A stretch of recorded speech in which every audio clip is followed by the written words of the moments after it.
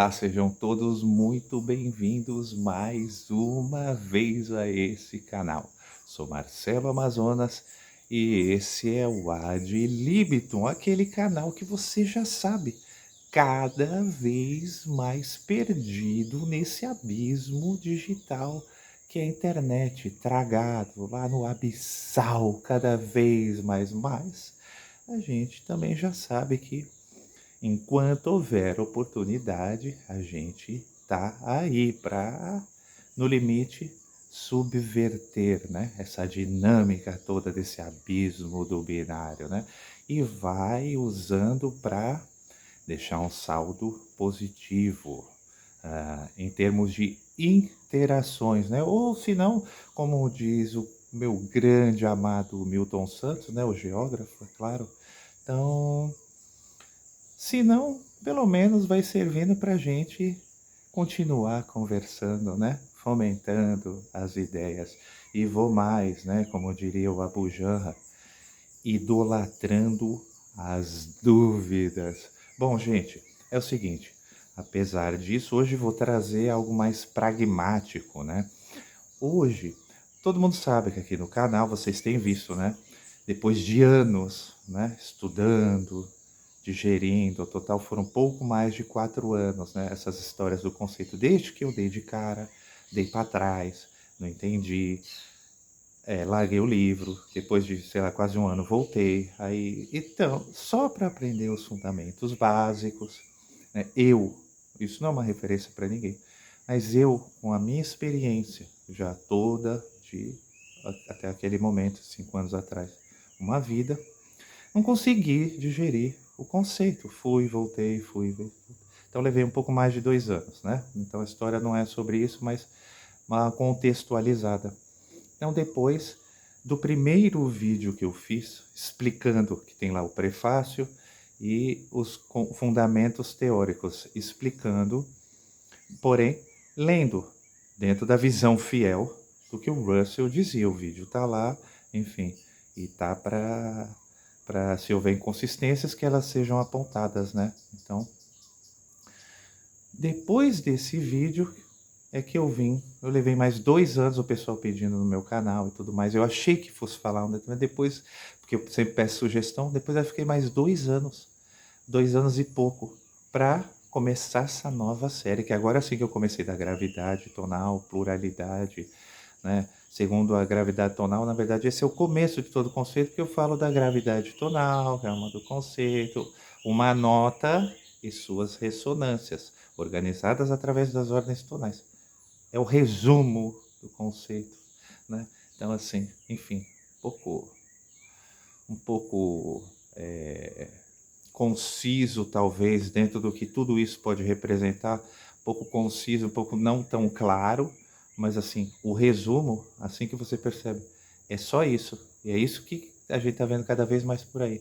Mas enfim, então, depois desse tempo, eu acredito que eu pude então começar a trazer, acrescentar alguma coisa, porque ler, né, ainda que de forma fiel, de forma bem entendida e interpretada, ler com o pessoal e começar a mostrar é diferente de depois, né, quando a gente já absorveu, apreendeu, né, tá em outro momento do escopo de tudo que aquilo pode nos mostrar. Então, aí sim eu consegui começar a formular eu mesmo as minhas ideias, né, acerca do conceito. E a partir daí colaborar, né, dentro do que eu senti esse chamado para mim, né, que esse conceito fez ressoar, né? Reteve em mim essa ressonância, né?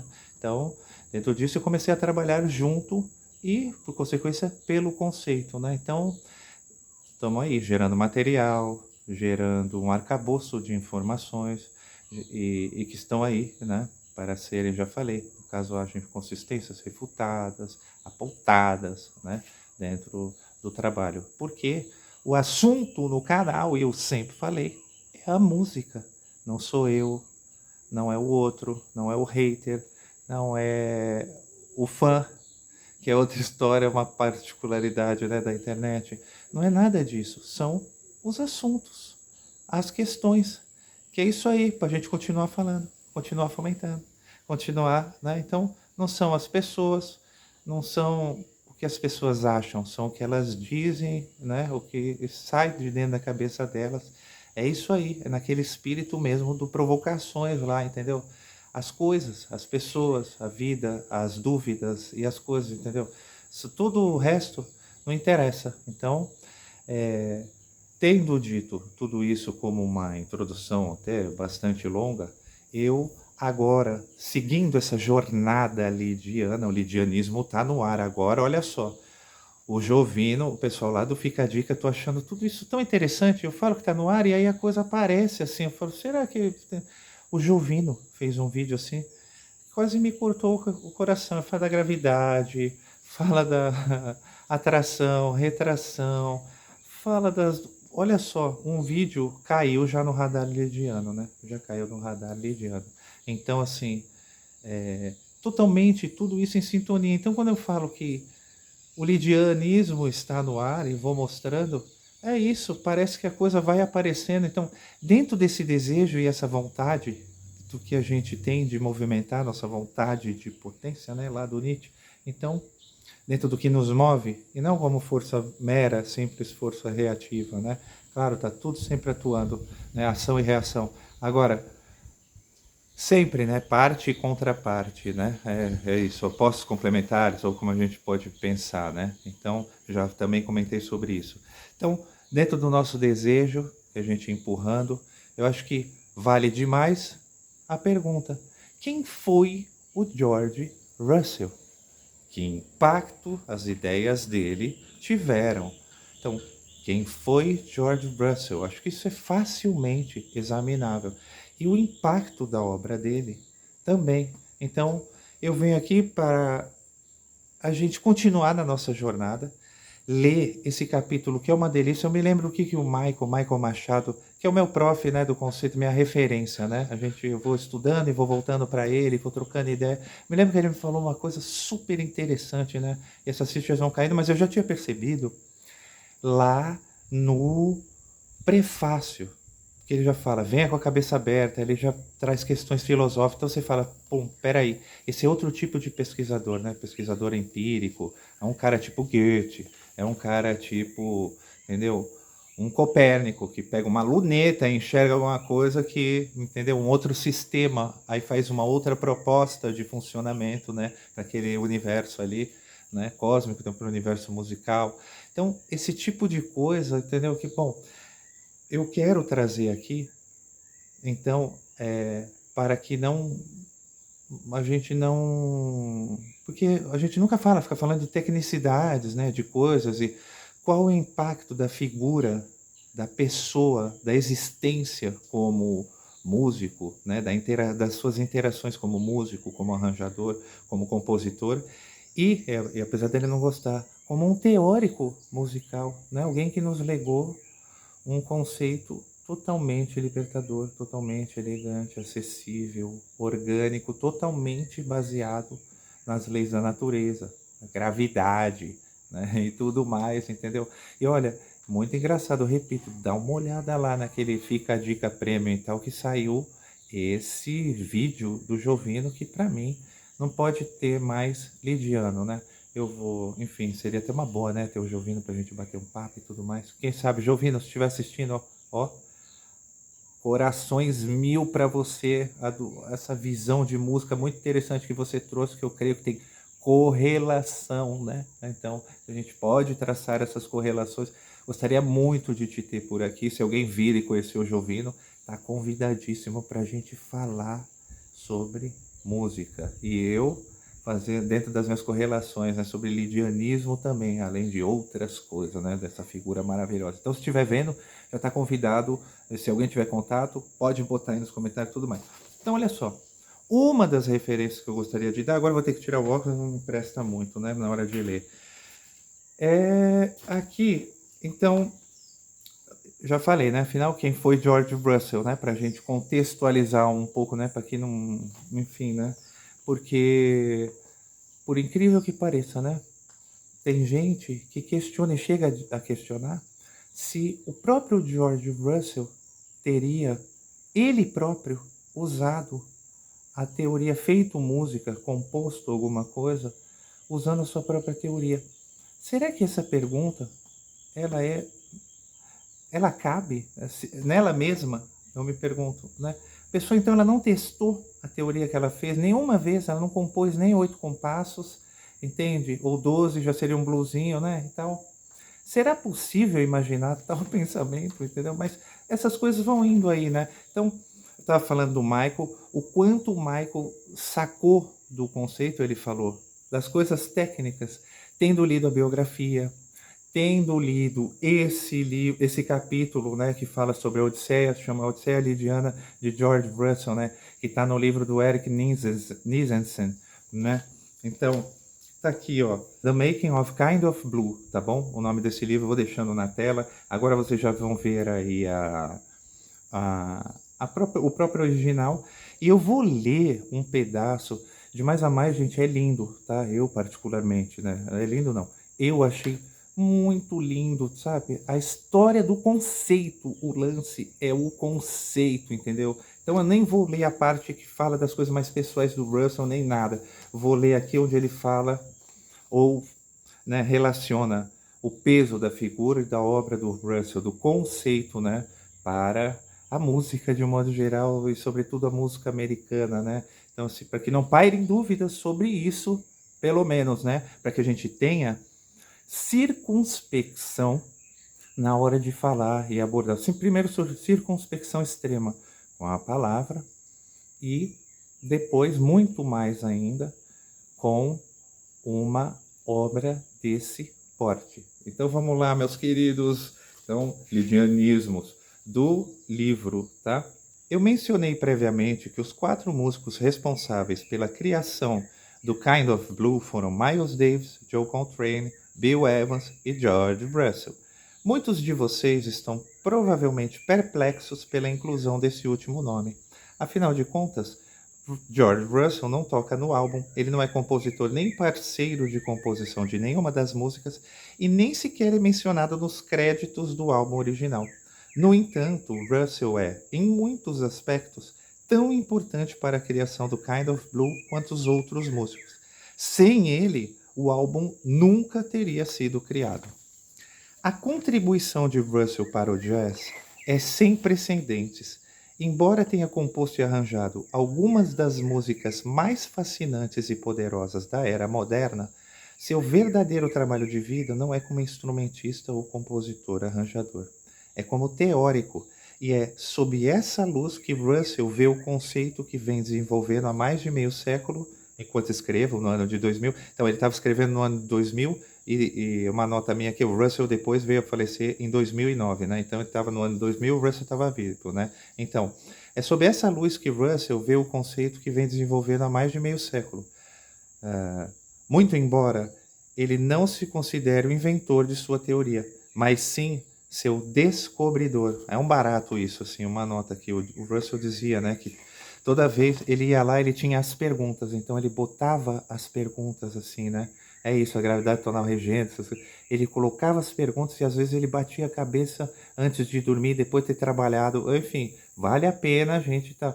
E o conceito se revelava para ele. Isso tem muito de filosófico, tem alguma coisa, né, dentro de uma percepção e dentro das coisas mais sutis, né? Muito mais, né, da vida e com paralelos com a vida, né, com estados de ser e existir, né? Então, é aquela coisa do Goethe que eu acabei de falar, é aquela coisa do Steiner que eu acabei de falar, não, a coisa do Steiner, que você não puxa a paisagem, você deixa que ela se apresente, entende? Você deita o seu olhar sobre uma coisa a partir de um outro estado de consciência, estado de ser, né? Você deixa a solução vir, as coisas se apresentarem para você. Você dorme, aquela coisa de dormir no outro dia, a coisa pá, dá um estalo, às vezes até no meio da noite.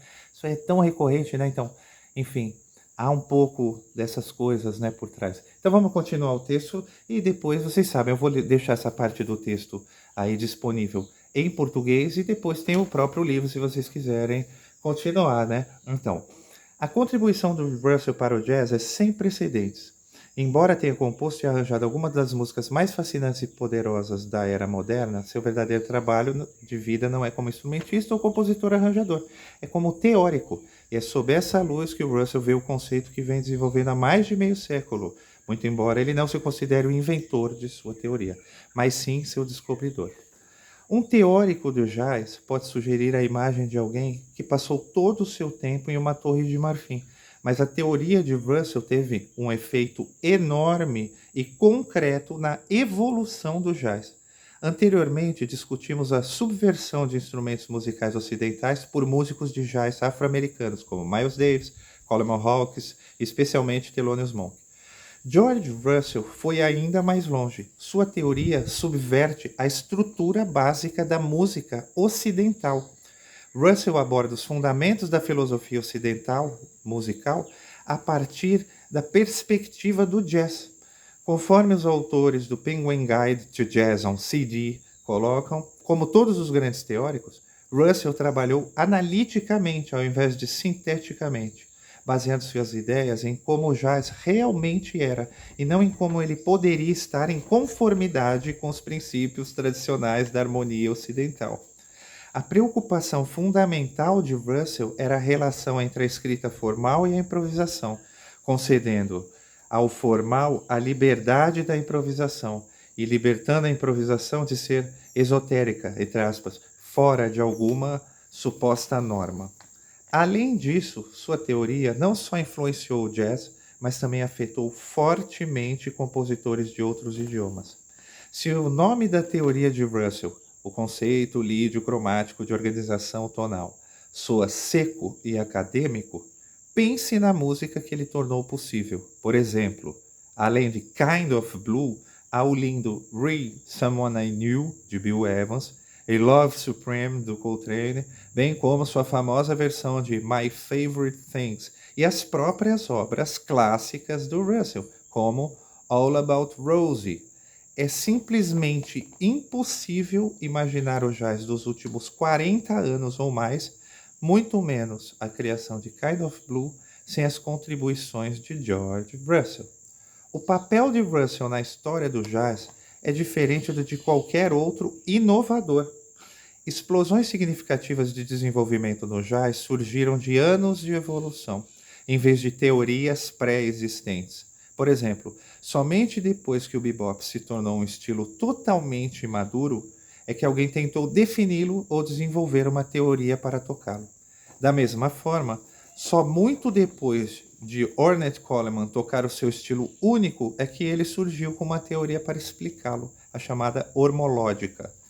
Por outro lado, a teoria de George Russell exemplificou um processo muito diferente. George era uma espécie de profeta, pois previu um tempo em que mudanças inevitáveis ocorreriam no jazz, se ele continuasse no mesmo caminho evolutivo. Ele sabia que o jazz estava relacionado a duas questões, uma da alma e outra do coração, expressão individual e liberdade. E ele sabia que, eventualmente, os músicos de jazz precisariam ser libertados dos laços da estrutura harmônica ocidental. No entanto, por muitos anos, Russell foi um profeta solitário no deserto.